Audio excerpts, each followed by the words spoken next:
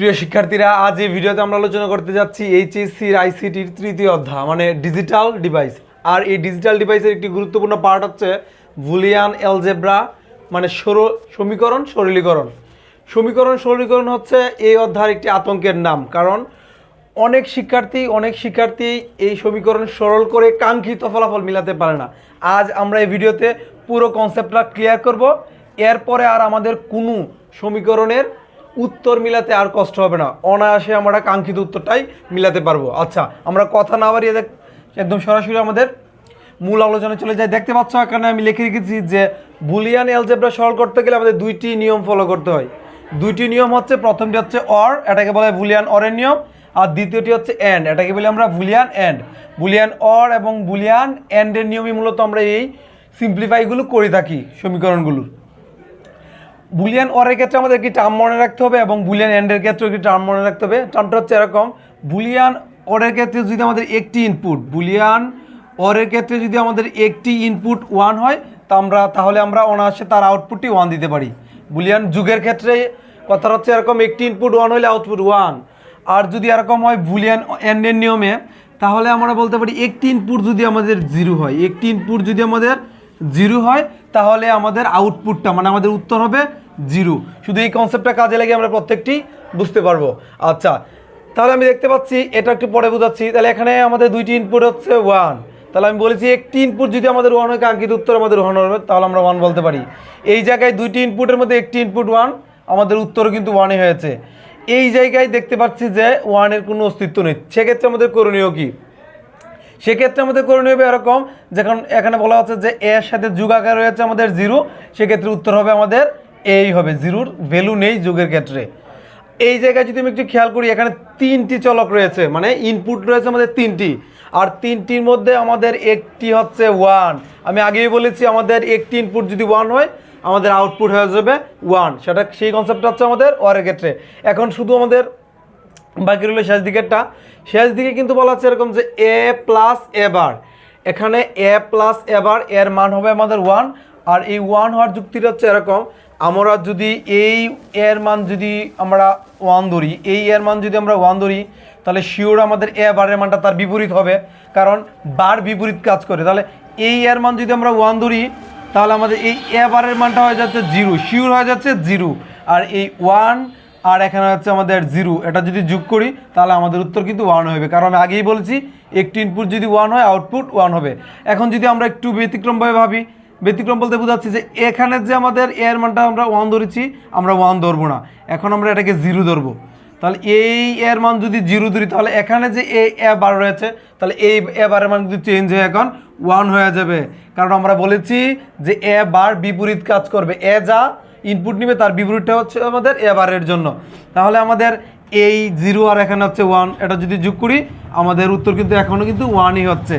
সর্বশেষ যেটা প্রথমটাই বাকি রেখে দিয়েছিলাম যে এ আর এ যোগ করলে কী হবে, এই কনসেপ্টটা আমাদের যে এ আর এ যোগ করলে কেন এ হবে, এই ব্যাখ্যাটা হচ্ছে এরকম যে আমরা ওয়ান আর ওয়ান যদি যোগ করে ওয়ান পাই, তাহলে মানে এখানেও দেখতে পাচ্ছি সেম চলক, এই দুটি চলকের মধ্যে আমাদের এখানেও ওয়ান, তাহলে এই নিয়ম অনুযায়ী কিন্তু আমরা বলতে পারি যে এ আর এ তারাও কিন্তু সেম চলকই, তাহলে এ আর এ যোগ করলে আমাদের উত্তর এই হবে। এই ছিল মূলত আমাদের অরের কনসেপ্টটা।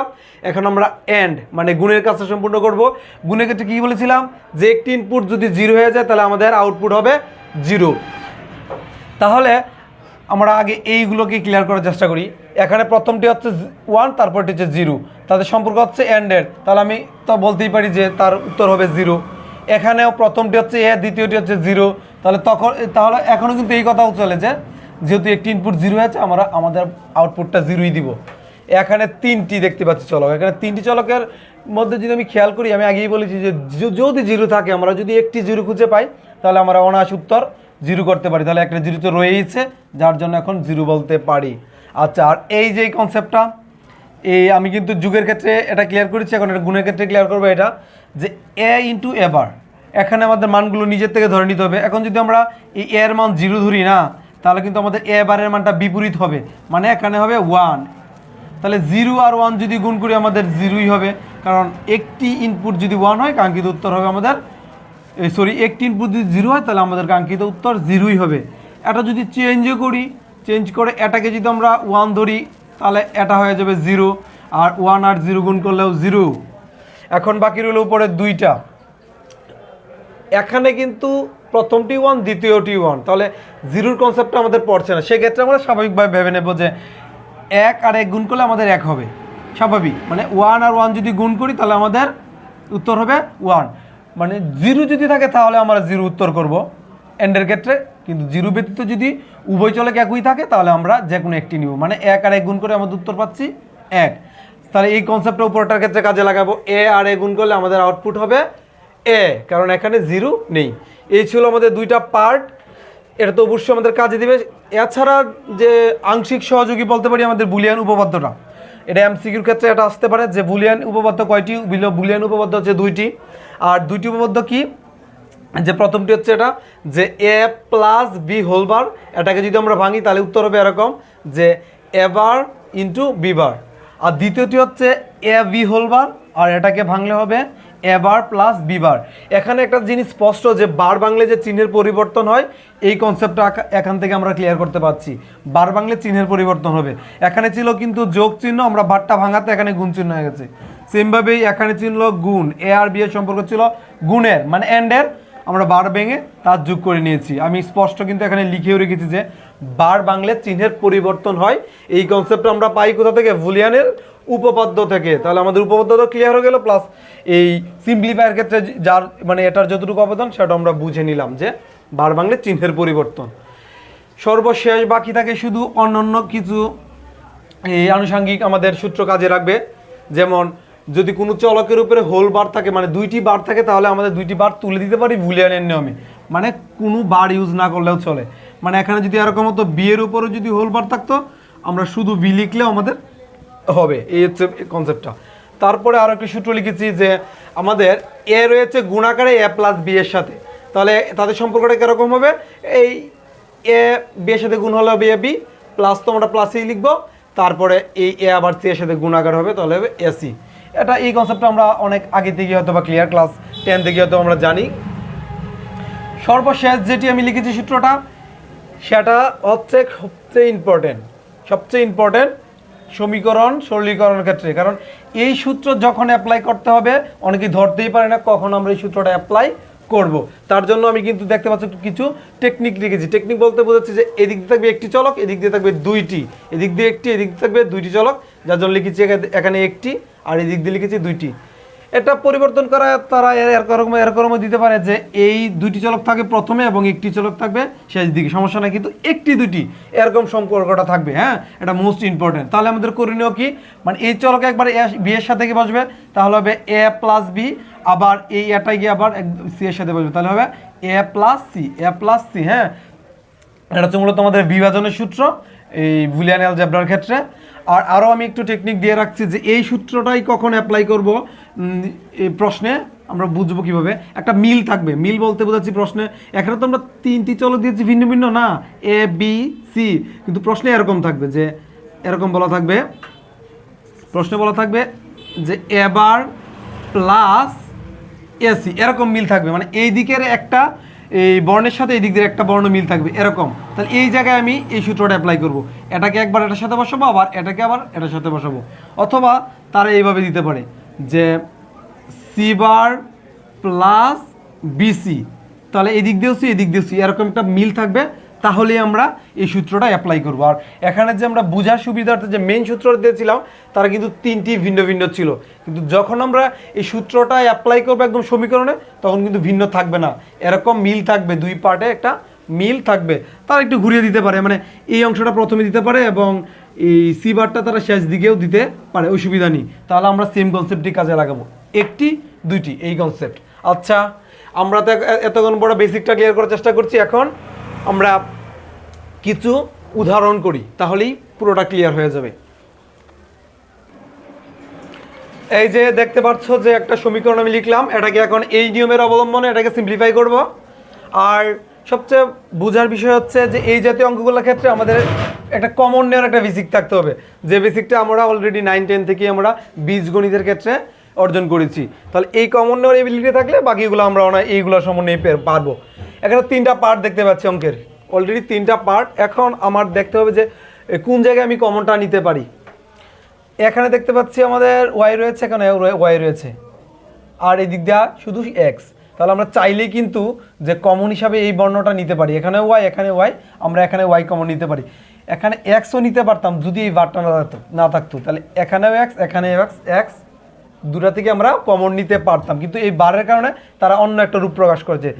এক্স আর এক্স বার সেম জিনিস না, তাদের প্রকাশটা ভিন্ন। তাহলে এই জায়গায় আমরা চাইলেই নিতে পারছি ওয়াইকে কমন। তাহলে ওয়াইকে যদি কমন নিই, এদিক দিয়ে থাকলো এক্স, আর এই দিক দিয়ে ওয়াই আর ওয়াই যদি আমরা ভাগ করি এক থাকছে, আর একের সাথে যদি আমরা এটা গুণ করি তাহলে আমরা অবশ্যই এক্স বারেই পাবো। আর এই দিক দিয়ে যা আছে আমরা তাই লিখে নিলাম। এখন ওয়াই তো ওয়াই লিখলাম। এই জায়গায় যদি আমি চিন্তা করি এখানে যোগ চিহ্ন, আর যোগ চিহ্নটাকে বলবো আমরা বুলিয়ান অরের নিয়ম, আর বুলিয়ান অরের সকল কনসেপ্ট আমি এখানে দিয়ে দিচ্ছি। এখানে যা লিখেছি আমাদের সিম্পলিফাইয়ের ক্ষেত্রে সবগুলো ব্যবহৃত নাও হতে পারে, আমি একদম এ টু জেড যা যা প্রয়োজনীয় সব আনছি, এগুলো আমাদের প্রয়োজন পড়বে এখানে আমার মনে হয় না। তাহলে এই জায়গার কনসেপ্টটা হচ্ছে অরের, আর প্রথম যে চলকটা তার উপরে বার নেই, কিন্তু দ্বিতীয়টির উপরে বার আছে। তাহলে স্পষ্ট আমি মিলাতে পারছি এটাকে এটার সাথে, যে এ প্লাস এ বার, এ প্লাস এ বার এর মান হচ্ছে 1। তাহলে এই এই এই সূত্রটা আমি এখানে অ্যাপ্লাই করব, এখানে মান লিখবো আমরা 1, আর এই দিক দিয়ে যা ছিল তো তাই লিখবো। ওয়াইয়ের সাথে যদি আমরা এক গুণ করি তাহলে আমাদের উত্তর কিন্তু ওয়াই হবে, মানে একের সাথে যাই গুণ করি না কেন তাই হবে। আমি যদি এখন একের সাথে আমি 20 গুণ করি আমাদের কাঙ্ক্ষিত উত্তর কিন্তু 20ই হবে। তাহলে এখন একের সাথে ওয়াই গুণ করছে, আমাদের উত্তর হচ্ছে ওয়াই, আর এদিক দিয়ে রয়ে গেছে আমাদের এক্স। তাদের সম্পর্ক যেহেতু যোগের, আমরা চলকগুলো একটু গুছিয়ে লিখবো। প্রথমে লিখবো এক্স, তারপরে লিখবো ওয়াই, এই হচ্ছে আমাদের কাঙ্ক্ষিত উত্তর। আচ্ছা, তারপরে আরও কয়েকটা আমরা এই সলিউশন করব উদাহরণ। আমি আরও একটা সমীকরণ লিখলাম, এখানেও 3টি ভাগ রয়েছে এই সমীকরণটার। এখন আবার আমি কমন নেওয়ার ট্রাই করবো। আমার প্রথম স্টেপটা হবে কমন নেওয়ার, আর যদি এখানে বার আকারে থাকতো আমরা বারের কাজটা করতাম তারপরে কমন নিতাম, কিন্তু যেহেতু এখানে বার নেই, মানে ফার্স্ট স্টেপে আমাদের বারের কাজটা করতে হয়, ভার ভাঙার কাজটা করতে হয়, তারপরে হচ্ছে কমন। এখন যেহেতু বারটা নেই আমরা কমনের কাজটা করছি, তারপরে সূত্রগুলো অ্যাপ্লাই করব। এখানে দেখতে পাচ্ছি এ রয়েছে, আবার এই পার্টে আমাদের এ রয়েছে, আমরা চাইলে একই কমন নিতে পারি। তাহলে এখন এই দিক দিয়ে থাকবে শুধু ভি, আর এ আর এ ভাগ করলে হচ্ছে আমাদের 1, আর 1 যদি এটার সাথে গুণ করি তাহলে আমাদের বি বাড়িই থাকবে, আর সি তো সি। এখন আমরা চেষ্টা করব হুবহুব আগের নিয়মে, কিছুক্ষণ আগে যেটা করেছি সেই নিয়মই। তাহলে এই পুরোটার মান দেখবো আমরা কত দাঁড়ায়। তাহলে এই সূত্রটা পড়ে যাচ্ছে এটার সাথে, তাহলে এটার উত্তর হচ্ছে 1, আমরা এই দিক দিয়ে লিখবো 1, আর এই দিক দিয়ে রয়েছে সি। এটা গুণ করলে আমরা পাবো এ, এবং এই দিক দেখবে সি। এই হচ্ছে আমাদের এই 6 নম্বরের যে সমীকরণটা লিখলাম তার উত্তর। তারপরে আমি আরও একটা সমীকরণ লিখব, তারপরে আরও একটা সমীকরণ ট্রাই করব। তাহলে এটা সলিউশন করতে গেলে আমাদের অবশ্যই বারের কাজটা আনতে হবে। এখন আমরা এর আগে যে 2টা অঙ্ক করেছি সেখানে কিন্তু বারের কাজ ছিল না, শুধু কমন নিয়ে করে ফেলেছিলাম। এখন বারটা বুঝতে হবে। দেখতে পাচ্ছি এখানে এ বি সি তারা যোগ আকারে রয়েছে, তাদের উপরে হোল বার রয়েছে, আমাদের অবশ্যই আগে বার ভাঙতে হবে। বার ভাঙলে চিহ্নের পরিবর্তন হয়, এই কনসেপ্টটা আমি বুলিয়ান উপপাদ্যগুলো থেকে আমরা ক্লিয়ার হয়েছিলাম। তাহলে এখানে যদি বারটা ভাঙি তাহলে প্রত্যেকের উপরে বারটা পড়বে, এবং এই যুগ চিহ্নটা গুণে রূপান্তর হয়ে যাবে, কারণ এখানে বলেছিলাম যে যুগ চিহ্ন এখানে গুণ হয়েছিল। আর বিয়ের উপরে বার পড়বে, এখানেও যুগ চিহ্নটা গুণে রূপান্তর হয়ে যাবে, আর এই দিক দিকে যা গুণ আকারে ছিল তাই থাকবে। এখন জাস্ট এগুলোকে একটু গুছিয়ে লিখবো। গুছিয়ে বলতে গেলে প্রথমে আবার, তারপরে বি বারের কাজটা, তারপরে সি বার সি। এখন কথা হচ্ছে যে এখানে 2টা আমাদের বিবার, আমরা 2টা বিবার যেহেতু গুণ আকারে আছে আমরা একটা লিখলেই পারি, কারণ এটা আমাদের এন্ডের নিয়মে স্পষ্ট বুঝতে পারছিলাম যে এ আর এ যদি গুণ করি তাহলে উত্তর হচ্ছিল এ। তাহলে এখন বিবার আর বিবার গুণ করলে আমরা একটা বিবার বলতে পারি। এখন মেইন বিষয় হচ্ছে এই জায়গায় বুঝতে হবে। এখানে দেখতে পাচ্ছি যে সি এর উপরে বার রয়েছে, কিন্তু 7-এর সি এর উপরে কোনো বার নেই। তাহলে এই কনসেপ্টটাও আমাদের বুলিয়ান এন্ডের সাথে মিলে, সেটা হচ্ছে এইটা, যে এদিক দিয়ে বার রয়েছে এখানে বার নেই, তাহলে তাদের সম্পর্ক যদি গুণ হয় তাহলে উত্তর হবে 0। তাহলে এতটুকু জায়গার উত্তর হচ্ছে আমাদের 0, আর 0-এর সাথে আমরা যাই গুণ করি না কেন আমাদের উত্তর কিন্তু 0ই হবে। এখন আরও একটি সলিউশন করবো।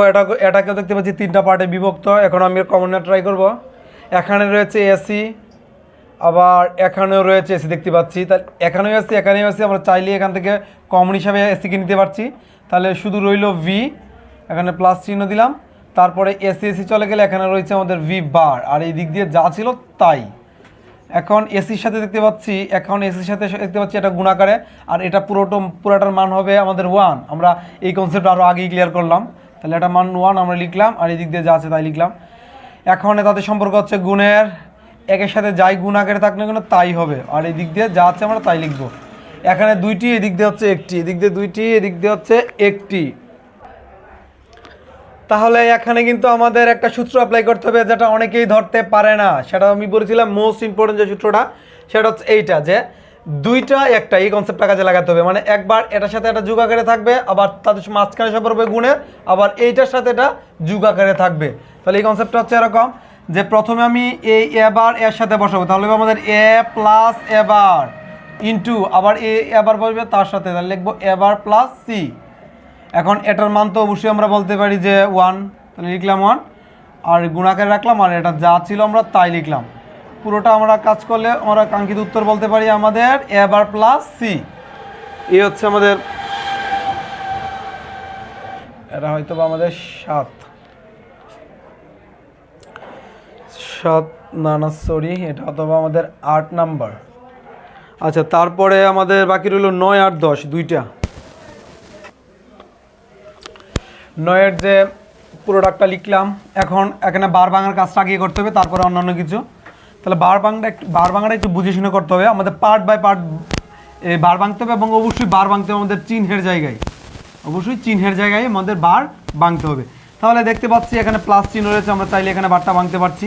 তাহলে এখানে বার ভাঙলে আমাদের এক্সের উপরে বারটা পড়ছে, কিন্তু এই প্লাস চিহ্নটা গুণে রূপান্তর হয়ে যাবে, কারণ আমরা আগেই বলেছিলাম বার ভাঙলে চিহ্নের পরিবর্তন। তারপরে যা আছে তা আমরা হুবহু লিখে দিব, তারপরে যা আছে আমরা হুবহু এভাবে লিখে দিব, আর এই বারের পুরোটা অংশ তার উপরে পড়ে থাকবে। এখন আমরা এখানে আবার কি করব, এটা তো যা আছে তাই লিখবো, এখানে ভাঙবো, ঠিক এই জায়গায় বারটা ভাঙবো, তাহলে কিন্তু ওয়াইয়ের উপরে আমাদের দুইটি বার পড়ে যাচ্ছে, আর এখানে সম্পর্ক হচ্ছে গুণের, এখন হয়ে যাবে যোগ, আর এই দিক দিয়ে আমাদের যা ছিল তাই থাকবে, কিন্তু বারটাও থাকবে। এখন দুইটা বার থাকলে আমাদের বার না দিলেও চলে, কারণ এই কনসেপ্ট আমরা এইখান থেকে পেয়েছি। আর প্লাস তো প্লাসেই, এই জায়গায় এখন বারটা ভাঙবো, এই জায়গায় যদি বারটা ভাঙি তাহলে কিন্তু আমাদের জেডের উপরে বারটা পড়ছে, আর এখানে প্লাস চিহ্ন গুণ হয়ে যাচ্ছে, কারণ বার ভাঙলে চিহ্নের পরিবর্তন, আর এক্সের উপরে আমাদের দুইটা বার হয়ে যাচ্ছে। এখন যদি একটু মডিফাই করি তাহলে এটা এরকম হবে, প্লাস তো প্লাসে এই জায়গাটা আমাদের দেখতে পাচ্ছি এক্সের উপরে দুইটি বার, আমরা দুইটি বার না দিলেও চলে, যার জন্য শুধু এক্স লিখবো, আর এই দিক দিয়ে হচ্ছে আমাদের জেড বার, এটা একটু গুছিয়ে লিখলাম জাস্ট। এখন কথা হচ্ছে এখন কি করব, আমাদের শুরু থেকেই কিন্তু এক্স আলাদাভাবে ছিল, এই পুরো সমীকরণের এক্সটা এই চিহ্ন মানে প্লাস দ্বারা এক্সকে আলাদা বোঝানো হয়েছিল। তাহলে আমরা আরেকটু এই বোঝানোর জন্য অঙ্কটাকে এই জায়গায় একটা ব্র্যাকেট ইউজ করতে পারি, যেন বোঝায় যে এক্স আলাদা পারসন। তাহলে এখন করণীয় কি, এখন স্পষ্ট বুঝতে পারছি যে এইটার সাথে এর সম্পর্ক গুণের, আবার এইটার সাথে এটার সম্পর্ক গুণের। তাহলে এটা যদি আমি গুণ করি তাহলে এরকম হবে, প্লাস তো প্লাসই এটা গুণ করলে 3টা হয়ে যাবে, তাহলে এক্স বার জেড বার এরকম হয়ে যাবে। তাহলে এখন করণীয় কি, এখানে যা আছে তাই লিখব, এই জায়গায় কিন্তু একটা সূত্র পড়ছে, এটা হচ্ছে আমাদের এই সূত্রটা, যে বার প্রথমটির উপরে থাকবে, দ্বিতীয়টির উপরে বার থাকবে, তাদের সম্পর্ক গুণ, তাহলে উত্তর হবে 0। তাহলে এইটুকুর মান হচ্ছে 0, আর এই 0-র সাথে যদি এটা গুণ করি 0ই হবে। তাহলে আমাদের কাঙ্ক্ষিত উত্তর হচ্ছে এইটা। তাহলে আমাদের 9 নাম্বার ডান, শুধু এখন একটি বাকি রইল।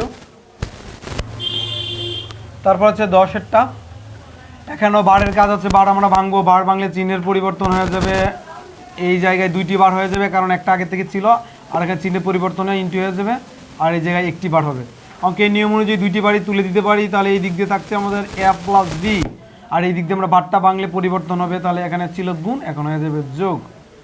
এখন কাজ হচ্ছে এগুলা আমাদের এই পুরোটার সাথে এই পুরোটা গুণ হবে, এই কনসেপ্টটা আমরা ক্লাস 10 থেকেই পেয়েছি। এখন এটার সাথে এটা গুণ করব, তাহলে হয়ে যাবে আমাদের এ ইন্টু এ বার, এটা গুণ করবো, এখন এটার সাথে এটা গুণ, তাহলে হবে এ বি বার, প্লাস তো প্লাসেই এটা যদি গুণ করি এখন হবে এ বার বি, আর এটা যদি কাজটা করি তাহলে হবে বি বার।